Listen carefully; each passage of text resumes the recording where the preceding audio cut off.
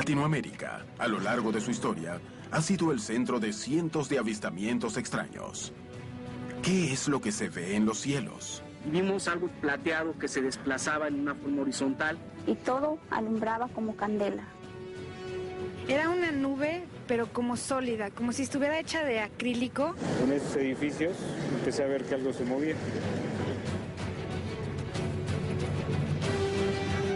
Estas extrañas apariciones han sido investigadas por expertos en ovnis y por organismos de diferentes gobiernos. Muchas veces parte de las investigaciones llegan hasta la prensa. Sin embargo, un día la información dejó de difundirse. ¿Cuál fue el motivo para que los gobiernos dejaran de hablar de objetos voladores no identificados? ¿Tuvo que ver con la creación de oficinas para investigar el fenómeno? Estas oficinas OVNI, fundadas a partir de las respectivas Fuerzas Armadas, con el fin de manejar la información que se podría dar en estos países, y manejo de información implica, digamos, manipular la información, ocultar la información, distorsionar la información y soltarla cuando se crea conveniente. Siempre hubo mucho cuidado al inicio de la ufología brasileña de que hubiese un intercambio de información entre el área militar y civil, cosa que después, desgraciadamente, durante décadas fue eliminado ese tipo de colaboración. Por el tiempo que estuve en el servicio, una de las cosas que me tocó hacer fue crear, diseñar y operar la Oficina de Investigación del Fenómeno Aéreo Anómalo. Fue una preocupación que tuvo la Fuerza Aérea en vista de que en esa época había gran actividad y muchos reportes de avistamientos.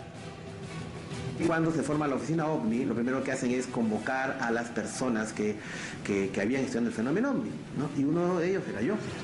Muy poco tiempo, en el año 99 había empezado esta investigación y es ahí donde desarrollo este trabajo que va hasta el año 2005, en el cual se acumuló muchísima información a lo largo de estos 2 años en la OIFA.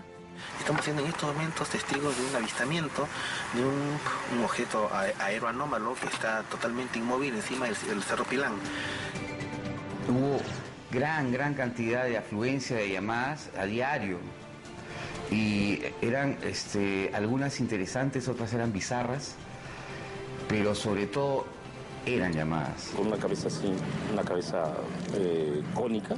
Curiosamente, en la actualidad, cuando uno va a la oficina de la OVNI, de la Fuerza Aérea, ellos dicen que no tienen archivos.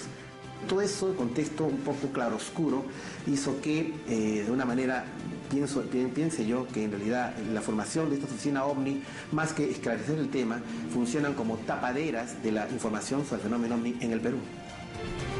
En Brasil iniciamos un proceso en 2004. Un movimiento para pedir al gobierno que abra sus archivos secretos sobre ovnis y reconozca que existen. Esa campaña tuvo tanta acogida que menos de un año después, los ufólogos que participamos en ella. En esa época yo era coordinador de la campaña. Fuimos convocados a una reunión con los militares. Fuimos invitados por los militares para ir a Brasilia y sentarnos a la misma mesa con los militares de la Fuerza Aérea, que nos abrieron sus archivos, pero no podían permitir que esos archivos fuesen copiados y mostrados a la sociedad. Y nuestro objetivo era que el fenómeno fuese conocido y que los archivos fuesen abiertos para la sociedad y no solo para nosotros. A nivel oficial siempre tenemos una negativa, siempre usamos los casos que podemos darle explicación, los que no tienen explicación quedan guardados en un cajón y después, off the record, nos reconocen un montón de cuestiones.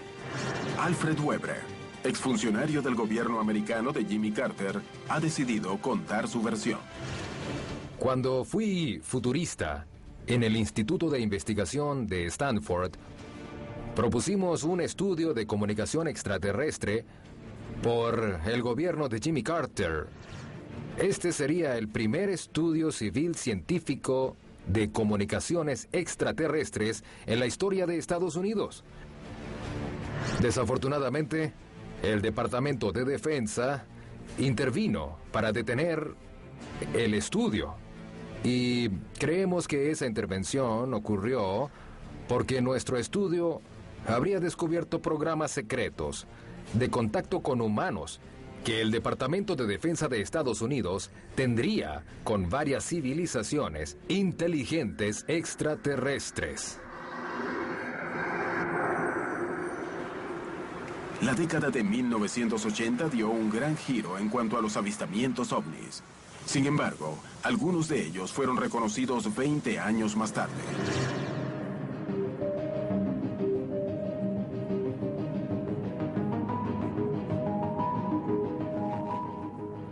Arequipa, Perú, 12 de abril de 1980. En la base aérea La Joya, en el sur de Perú, más de 2.000 militares divisaron lo que parecía ser un globo aerostático. Los oficiales pensaron que podía tratarse de un globo colocado allí para espiar las nuevas armas. Tenía 1.800 testigos que estaban atentos a la maniobra. Estuve yo y estuvieron 2.000 personas más viéndolo. Ese día me encontraba en el escuadrón aéreo de las 4:30 de la mañana esperando el trabajo con los militares. Me llegó la orden del comando de que derribe un globo que estaba al final del campo, que brillaba un poco por el reflejo del sol.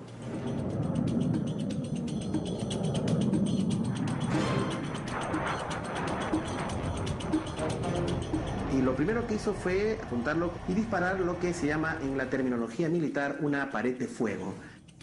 Solté una ráfaga larga de 64 buses. Y yo esperaba ver que ese globo se destruya y no ocurrió. Lo que él vio es que los impactos eran como meterle un alfiler a una gelatina, ¿no? No le hacían nada.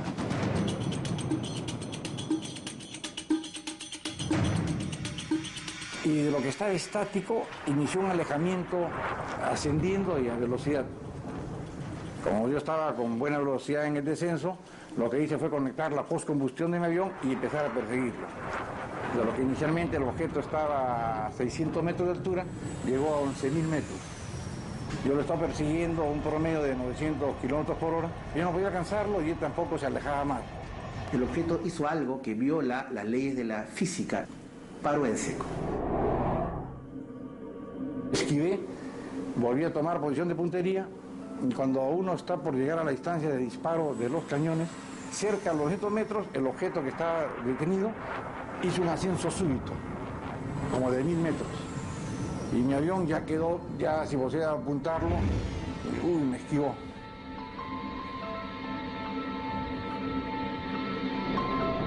Dije, no, este está jugando conmigo, voy a acelerar mucho, venir con alta velocidad, subir muy alto, descender muy vertical y apuntarlo. Y si este sube ya no se me escapa de la mira y puedo destruir. Y eso es lo que hice. Yo estaba esperando a ver en qué momento ya hacía el quiebre y mirándolo, el objeto que está detenido subió y se emparejó conmigo.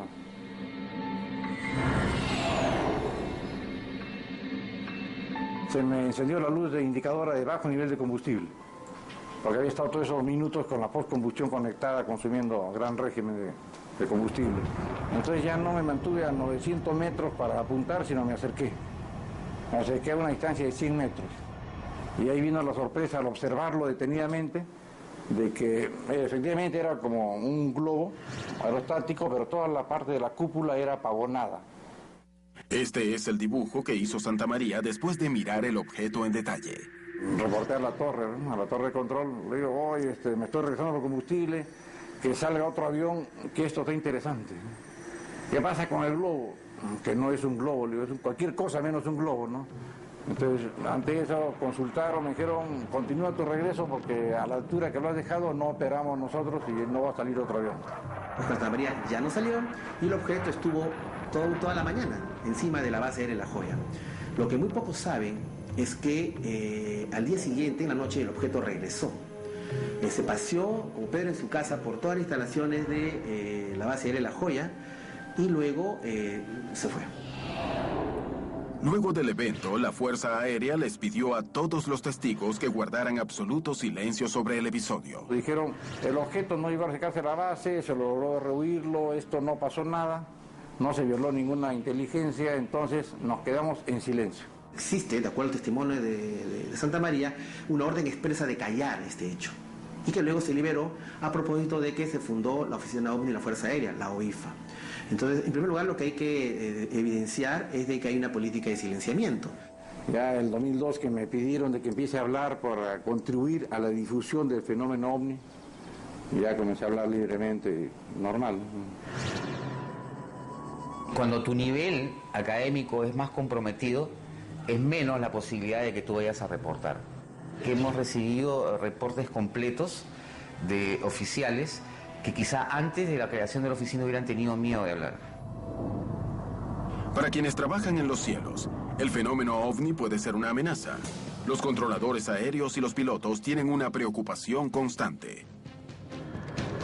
El Servicio de Control de Tránsito Aéreo tiene como finalidad establecer la diligencia entre las operaciones aeronáuticas, la vigilancia de que éstas se lleven a cabo dentro de un parámetro seguro. Y mi trabajo es precisamente observar. Y es cuando empiezas a cavilar y te das cuenta que el fenómeno es tremendamente peligroso. Pero la preocupación principal era la posibilidad de que estas actividades pongan en peligro las operaciones aéreas en general y sobre todo a la soberanía, ¿no? Un avión siempre se va a comportar como un avión. El fenómeno este no se comporta igual. Vira muy rápido, simple y sencillamente no hay aviones que vuelen en reversa. Y pues si tú juntas todo esto y lo pones en la aviación, en un área terminal donde existe muchísimo tráfico, donde la separación de las aeronaves es de 30 segundos, pues estamos hablando de un peligro grave. Un país tiene que ser dueño de todo lo que tiene. Y así como hay un límite marítimo, hay un límite en el espacio también. Pues estamos hablando de algo que si en el ámbito general no es bien aceptado, no reconocido, pues te deja vulnerable, ¿no? en el ámbito profesional. Los casos en Latinoamérica abren interrogantes. Algo extraño sucede. ¿Pero qué es exactamente? Ante la menor sospecha de un satélite espía, la Fuerza Aérea Peruana ordenó atacar. Sin embargo, sus armas fueron inútiles. ¿Quién nos observa? ¿Por qué? En la Semana de lo Desconocido.